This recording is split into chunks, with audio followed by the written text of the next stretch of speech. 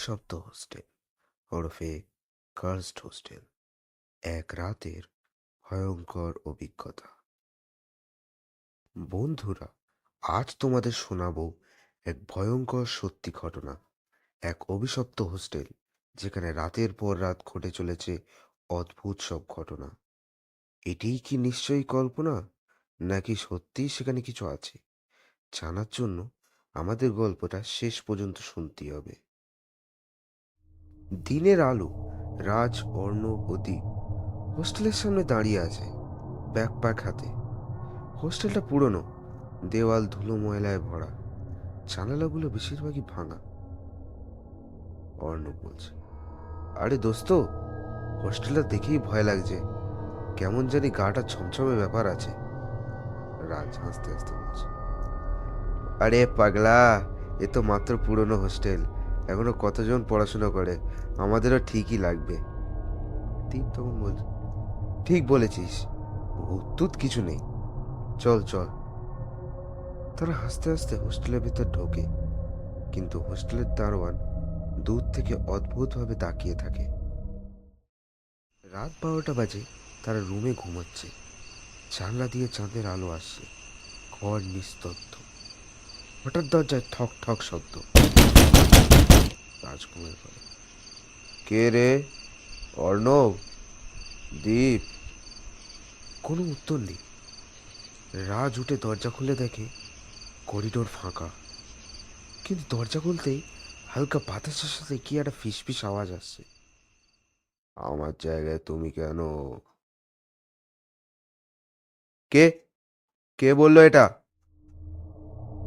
কিন্তু আশেপাশে কেউ নেই। রাজ ভয় পেয়ে দরজা বন্ধ করে দেয়, ঘুমানোর চেষ্টা করে, কিন্তু ভিতরে ভিতরে মনে হতে থাকে কেউ যেন তাকে ডেকছে। পরের দিন রাতে দীপ বাথরুমে যায়। আলো ঝিমঝিম করছে, কল থেকে অদ্ভুতভাবে জল পড়ছে। সে হাত মুখ ধুতে আয়নার দিকে তাকায়, হঠাৎ পিছনে একটা ছায়ামূর্তি দাঁড়িয়ে। দীপ তখন ভয় চিৎকার করে, কে? কে ওখানে? সে ঘুরে তাকায়, কিন্তু কিচ্ছু নেই। আয়নাটায় কাঁচের জল জমে নেই। বেরিয়ে যা। দীপ আতঙ্কে দৌড়ে বাইরে চলে যায়। রাজ আর অর্ণব তার ভয় পাওয়া মুখে দেখে অবাক। অর্ণব বলল, দোস্ত কি হলো, এত ভয় পেয়েছিস কেন? দীপ তখন হাঁপাতে হাঁপাতে বলল, বাথরুমে বাথরুমে কেউ ছিল। রাজ, আরে আবার ভূতের কথা শুরু করলি?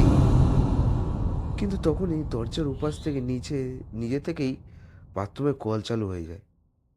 তিনজনেই ভয় চুপ হয়ে যায়। রাত 3টা। দীপ সাহস করে মোবাইলে ক্যামেরা অন করে করিডোরে হাঁটছে। চারিদিক নিস্তব্ধ। হঠাৎ করিডোরের শেষ প্রান্তে একটা কালো ছায়া দাঁড়িয়ে। ছায়াটা ধীরে ধীরে এগিয়ে আসছে। দীপ তখন কাঁপা গলায় বলল, কে? কে ওখানে? ছায়াটা ধীরে ধীরে আরো কাছে আসছে, কিন্তু মুখ দেখা যাচ্ছে না। দীপ দৌড়ে ঘরে ঢুকে দরজা লক করে দেয়। পরের দিন সকালে তিনজন সিনিয়রদের কাছ থেকে জানতে পারে বহু বছর আগে এখানে এক ছাত্র আত্মহত্যা করেছিল। তার ঘর ছিল 13 নম্বর রুম, যে রুমটা আজও তালাবদ্ধ। অনেকে বলে তার আত্মা এখনো ঘুরে বেড়ায়। সিনিয়রেরা গম্ভীর গলে বলে, আমি বলেছিলাম রাতের পর রাত এই করিডোরে যাস না। অর্ণব তখন ভয় ফিসফিস করে বলে, তাহলে কি সত্যি এখানে কিছু আছে? দীপ তখন গম্ভীর হয়ে বলে, এখানে থাকা সম্ভব না, আমরা কালই চলে যাচ্ছি। হোস্টেলের বাইরের দৃশ্য। বন্ধুরা ব্যাগ হাতে বেরিয়ে এসেছে। দূরে দাঁড়িয়ে থাকা দারোয়ান হাসছে, কিন্তু তার হাসিটা যেন স্বাভাবিক নয়। আজও সেই হোস্টেলের 13 নম্বর রুম তালাবদ্ধ। কেউ সেখানে রাত কাটানোর সাহস দেখালে সে নাকি কখনোই আর আগের মতো থাকে না। তাহলে ভূত কি সত্যি আছে, নাকি সবই কল্পনা? তোমাদের কি মনে হয় কমেন্টে জানাও। যদি এরকম আরো গল্প শুনতে চাও তাহলে চ্যানেলটি সাবস্ক্রাইব করো, আর বেল আইকনটা টিপে দিতে অবশ্যই ভুলবে না। বাই।